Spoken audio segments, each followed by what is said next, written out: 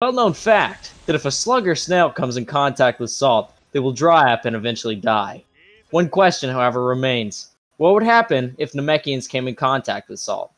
The apparent answer is yes, and there are many reasons why. For one, Namekians are mostly H2O based. This is shown by the fact that their biology doesn't require caloric intake, but rather, they survive on a diet consisting solely of water. They require only water for sustenance, as their bodies have enzymes that allow them to transform water into nutrients, says the Dragon Ball wiki page. This simple fact alone would not prove Namekians to have a similar reaction to salt as slugs and snails. However, when you consider that the reason slugs and snails have such adverse reactions to salt is that the mineral absorbs water, inflicting the gastropod victim with death by dehydration. If you consider how much the Namekian race depends on water in their physiological makeup, it would stand to reason that dehydration would affect them especially. As well, inhabitants of planet Namek share similarities in their physical appearance and reproduction cycles with slugs and snails. If you observe their head, you can see that they have antenna-like retractable tentacles on the top of their head, much like a slug. As well, in this picture, you can see that Namekians are hatched from eggs. This is another similarity shared with mollusks like slugs, in that such mollusks are hatched from eggs as well, as opposed to live birth.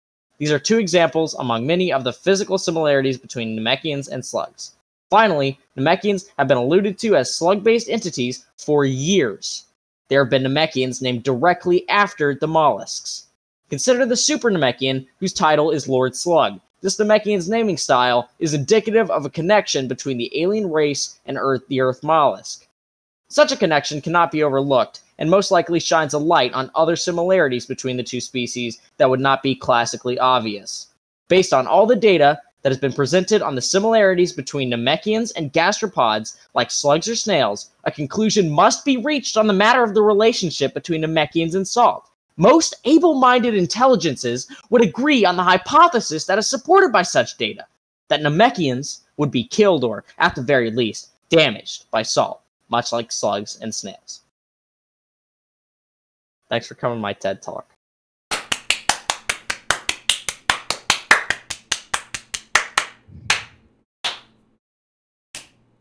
Thank you, Vegeta.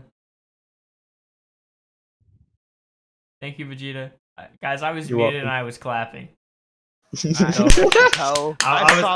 thought it was amazing. I needed you to write my final, not me. I thought it was really weird that nobody was fucking talking when I started, or like nobody did anything when I started clapping. Stop recording, Fivehead. No.